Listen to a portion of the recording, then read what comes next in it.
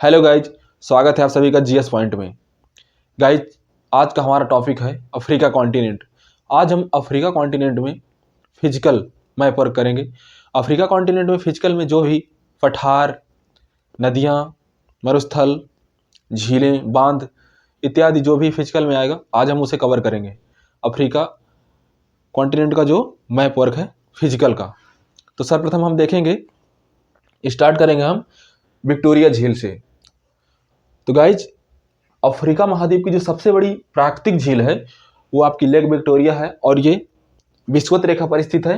0 degree अक्षांश भूमध्य रेखा विषुवत रेखा पर स्थित है।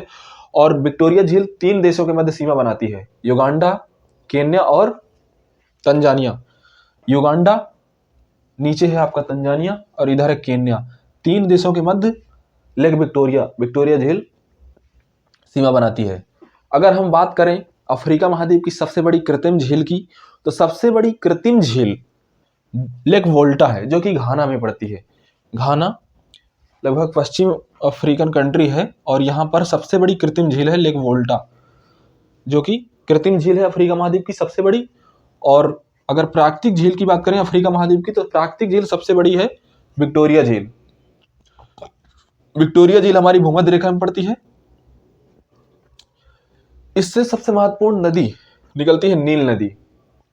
नील नदी का उद्गम स्थल विक्टोरिया झील ही है। लेकिन आपको ध्यान रखना है, नील नदी में से जो हमारी व्हाइट नील है उसका उद्गम स्थल है विक्टोरिया झील।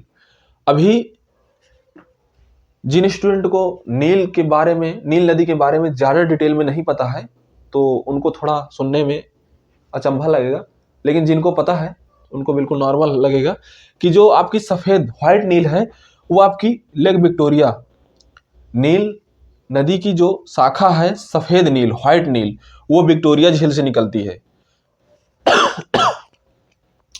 इसके अलावा हमारी दूसरी शाखा जो है ब्लू नील, जिसे हम नीली नील कहते हैं, ये ताना झील से निकलती है। ताना झील आपकी इथियोपिया में स्थित है।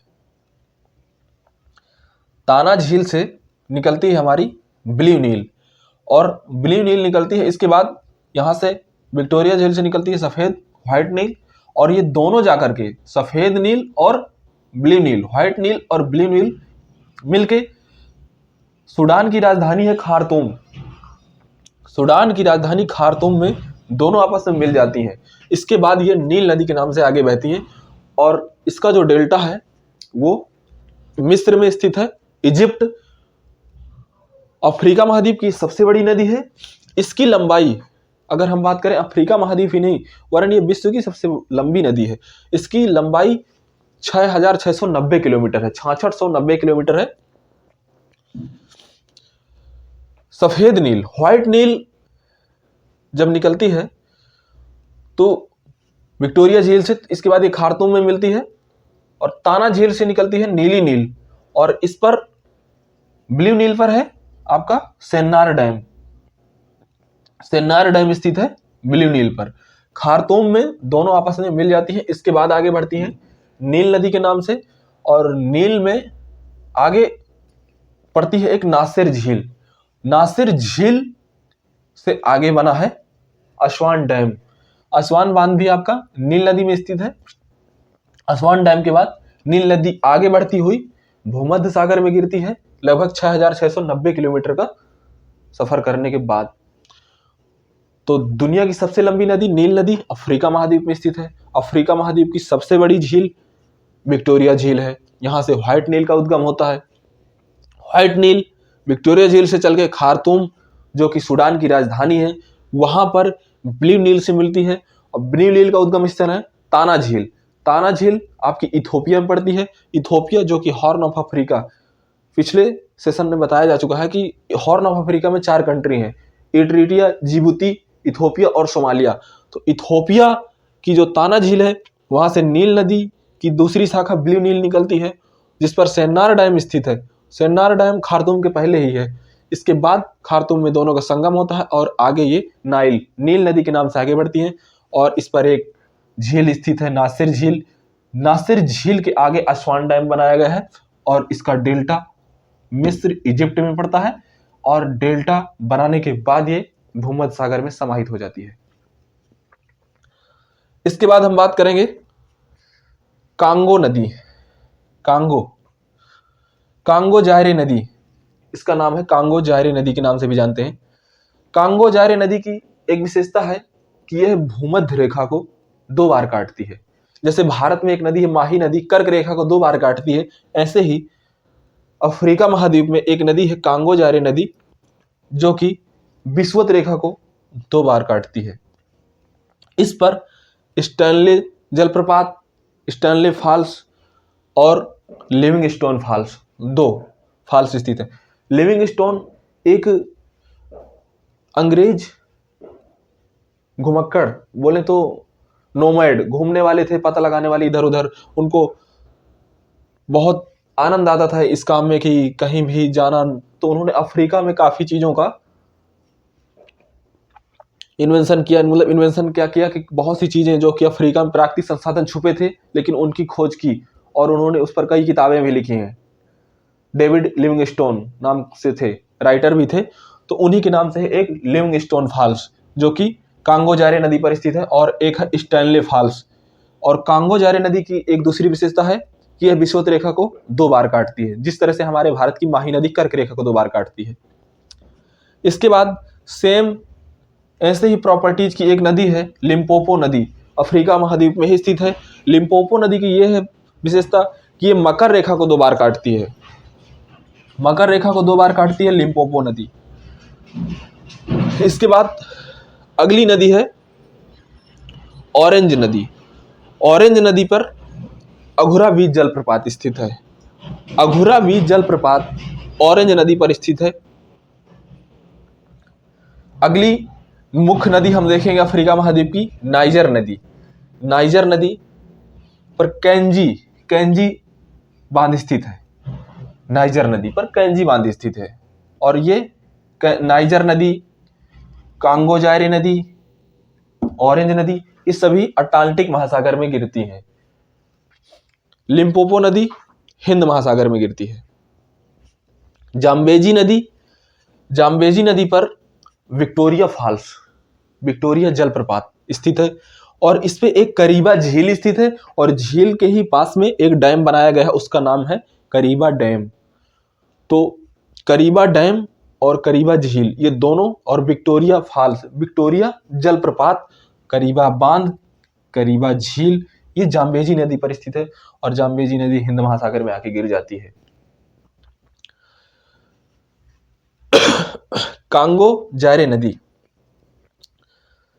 नाइजर नदी, ऑरेंज नदी और लिम्पोपो नदी, इसके अलावा नील नदी, इन नदियों के बारे में बेसिक आई होप आपको यहां समझ में आ गया होगा।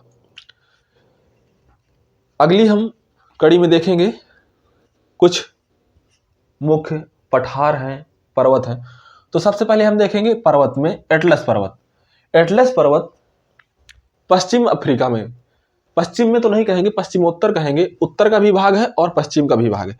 पश्चिमोत्तर अफ्रीका का जो, पश्चिमोत्तर अफ्रीका कॉन्टिनेंट में जो मुख्य पर्वत है वो है एटलस पर्वत। एटलस पर्वत मुख्य रूप से मोरक्को, अल्जीरिया, ट्यूनीसिया, इन 3 देशों में फैला हुआ है। एटलस पर्वत के पास में है डेजर्ट भी है, जैसे सबसे बड़ा अफ्रीका का Sahara desert, great desert Sahara. इसके अलावा और भी कुछ छोटे छोटे डेजर्ट हैं, तो उनको देख लेते हैं। एक है चेस्ट डेजर्ट। चेस्ट डेजर्ट के अलावा है इगूडी डेजर्ट, इसके अलावा है टेडमेट डेजर्ट, लीबियन डेजर्ट। प्लेटो पठार में बात करें, डेजर्ट समझ रहे हैं, मरुस्थल। एयर प्लेटो, एक है जोस प्लेटो पठार। एयर प्लेटो 20 डिग्री उत्तरी अक्षांश, एयर प्लेटो 20 डिग्री उत्तरी अक्षांश पर स्थित है। एयर प्लेटो 0 डिग्री के ऊपर, जैसे 23.5 डिग्री उत्तरी अक्षांश को हम कर्क रेखा बोलते हैं, कर्क रेखा के ठीक पहले 20 डिग्री जो उत्तरी अक्षांश है उस पर एयर प्लेटो सिचुएटेड है, स्थित है। 10 डिग्री उत्तरी अक्षांश पर जोस प्लेटो स्थित है। जोस प्लेटो के बाद हम देखेंगे इधर नामीबिया एक कंट्री पड़ती है साउथ अफ्रीका के ऊपर, उसका जो पश्चिमी किनारा है उस पर नामीबियम डेजर्ट स्थित है। Namibian desert, Namibian desert Namibia की पश्चिमी छोर पर स्थित है। कालाहारी डेजर्ट मुख्य रूप से बोत्सवाना में स्थित है। बोत्सवाना साउथ अफ्रीकन कंट्री बोल सकते हैं, साउथ अफ्रीका के जस्ट ऊपर है कालाहारी डेजर्ट। दक्षिणी अफ्रीका भाग में एक पर्वत श्रृंखला है ड्रेकेंसबर्ग पर्वत, जो कि मुख्य पर्वत है, श्रेणी है, जो कि साउथ अफ्रीका में स्थित है। ड्रेकेंसबर्ग पर्वत श्रेणी, इसको आपको अपने दिमाग में रखना है। ऐसे क्वेश्चन अधिकांशतः एग्जाम में बनते हैं कि ड्रेकेंसबर्ग पर्वत श्रेणी या एटलस पर्वत किस महाद्वीप में है, ज्यादा अगर डीपली पूछ लिया कौन कौन से देश में फैले हैं, ऐसे करके क्वेश्चन बनते हैं। इसके बाद हम बात करेंगे जो इथोपिया है, तो इथोपिया में एक जगह पड़ती है इथोपियन हाईलैंड्स, इथोपियन उच्च भूमि। ये पठार का ही एक रूप है, हाईलैंड यानी थोड़ा ऊंची। कॉमन लैंड से जो अदर भूमि थोड़ा ऊंची होती है उसे हम हाईलैंड बोल देते हैं। तो ये इथोपियन हाईलैंड करके एक उच्च भूमि है जिसे हम इथोपियन उच्च भूमि बोलते हैं, ये इथोपिया में पड़ती है। इसको आपको अपने दिमाग में रखना है। एक डेजर्ट पड़ता है नूबियन डेजर्ट। नूबियन डेजर्ट भी आपका इथोपिया से लगा हुआ है, Nubian desert. Libyan desert Libya में पड़ता है। Libyan desert, Nubian desert, Nubian desert Ethiopia, Libyan desert Libya. I hope यहां तक आपको समझ में आ गया होगा। एक बार फिर से रिकॉल करेंगे।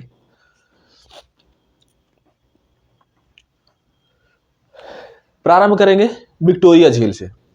विक्टोरिया झील विषुवत रेखा पर स्थित है और यह 3 देशों युगांडा, केन्या और तंजानिया, 3 देशों के मध्य सीमा बनाती है।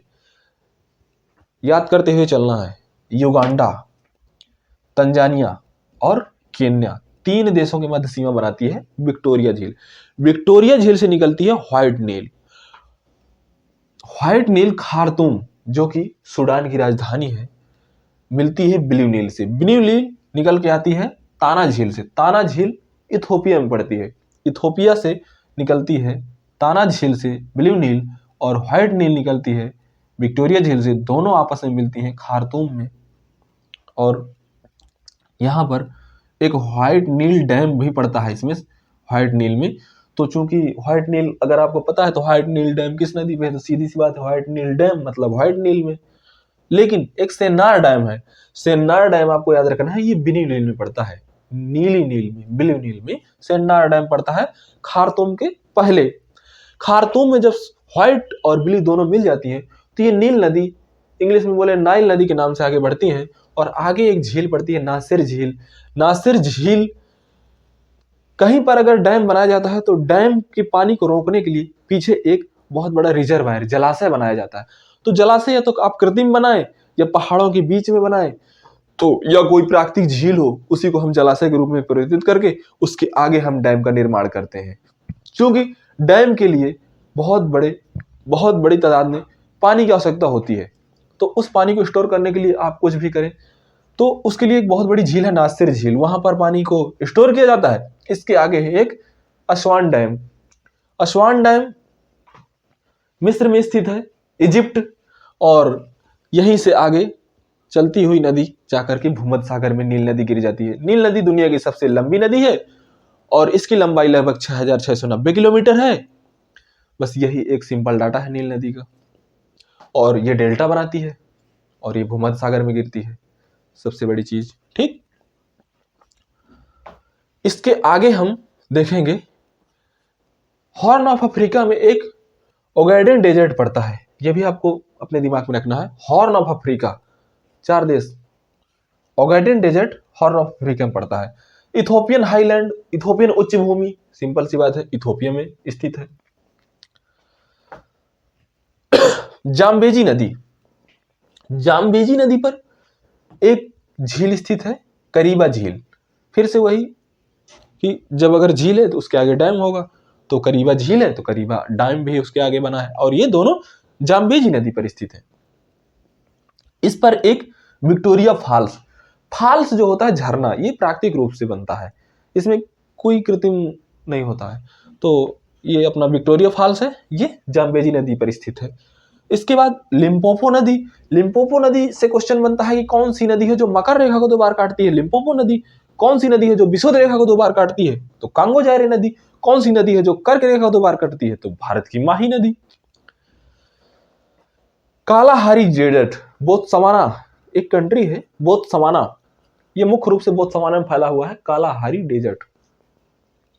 ड्रैकेंसबर्ग पर्वत श्रेणी और एटलस पर्वत श्रेणी, ये 2 मुख्य पर्वत श्रेणियां हैं अफ्रीका महाद्वीप की, इनको आपको अपने दिमाग में रखना है। ड्रैकेंसबर्ग, ए यानी एटलस, ए पहले आता है तो ऊपर, डी नीचे, ड्रैकेंसबर्ग ये साउथ अफ्रीका में ही मुख्य रूप से फैली हुई है। ड्रैकेंसबर्ग मोरक्को, अल्जीरिया और ट्यूनीशिया, ये 3 देशों में फैला हुआ है एटलस पर्वत। मोरक्को, ये आपका मोरक्को, इसके बाद आपका अल्जीरिया और ये ट्यूनीशिया। एटलस पर्वत के नीचे है इगुडी डेजर्ट, इगुडी डेजर्ट के नीचे है चेज डेजर्ट।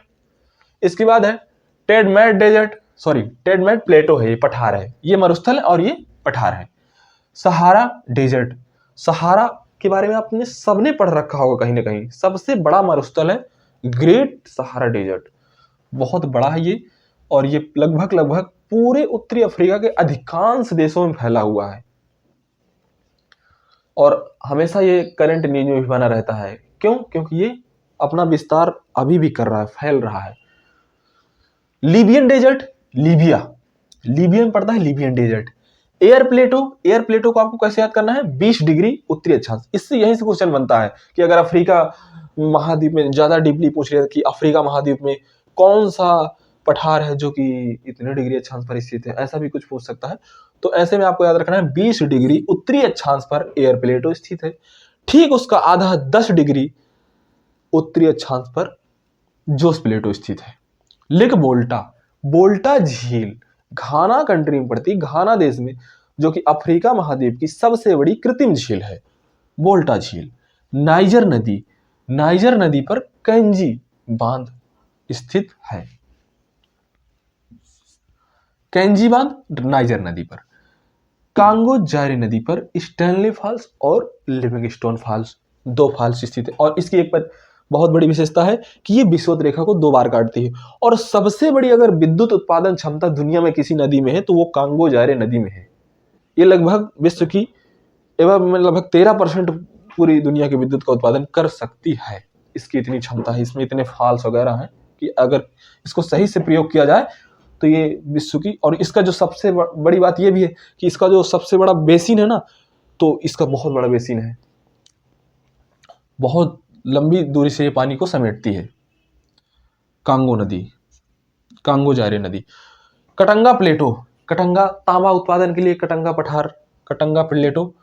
इसके बाद है आपका बाई प्लेटो, इसके बाद है हुइला प्लेटो, है एक हुइला प्लेटो।